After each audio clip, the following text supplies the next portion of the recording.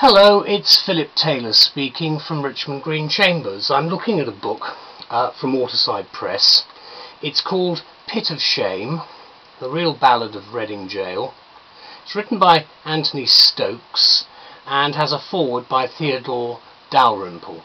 It's a picture of Mr. Stokes at the back, and there's a picture of Oscar Wilde's cell, and the book itself is under 200 pages long. It's got quite a few pictures, various other things inside it.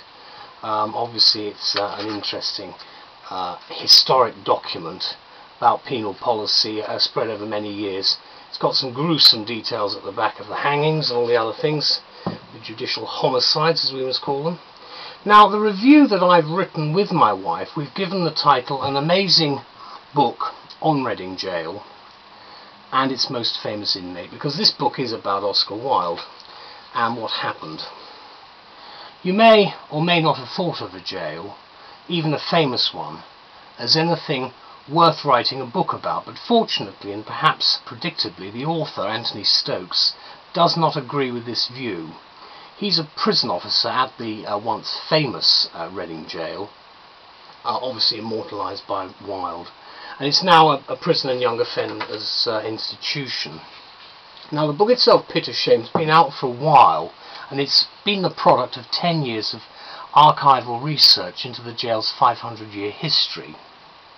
And if that's not fascinating enough, check out the thought-provoking foreword by Theodore Dalrymple at the front, which in fact is a fairly interesting balance, because he's the contributor to the Spectator and a former hospital and prison doctor. Also, Reading's current governor, Pauline Bryant, she's the governing governor. She's the first woman to be in overall charge at Reading, also adds a note of appreciation for the initiative and hard work which resulted in the publication of what she describes as this great book. And it's a very interesting, very readable book from Waterside.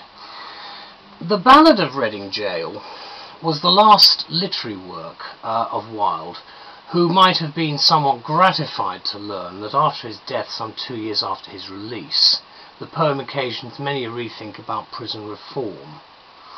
To those in the know, however, the poem speaks the truth about the prison, although not necessarily prisoners.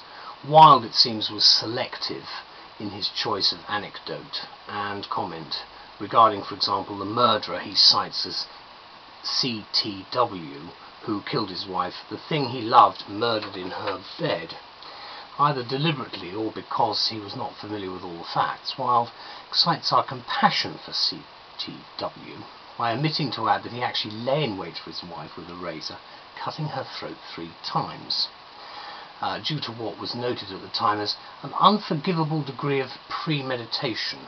CTW's plea for clemency was turned down and he was subsequently hanged. What we find particularly apposite and insightful in this intriguing volume is the insight Dalrymple offers into Wilde's mindset, and that's certainly at the beginning of the book. Months before he went to jail, Wilde penned a few maxims proclaiming his cherished beliefs in an Oxford undergraduate magazine called Chameleon, writing that any preoccupation with ideas of what is right or wrong in conduct shows an arrested intellectual development. Typical Oscar. Well, whatever your attitude is to an attitude like that, the people who contributed to the book, both Dalrymple and Stokes, don't like it. Stokes condemns the sheer callow, shallow, spoilt child silliness of it all. And obviously he goes on to say upon which the brilliantly gifted Wilde wasted so much of his life and energy. Wilde was never a wicked man, adds Dalrymple, and it was nevertheless only in prison that he learnt the value of truth, sincerity and goodness. By then, of course, it was too late. If you want to read more, and this book is well worth reading, including the research and the bibliography at the back, it becomes a very readable book. And it's actually going to be a boon for scholars as well, and those interested possibly in modern penal reform. You will really be quite amazed. So thank you very much indeed. Bye-bye.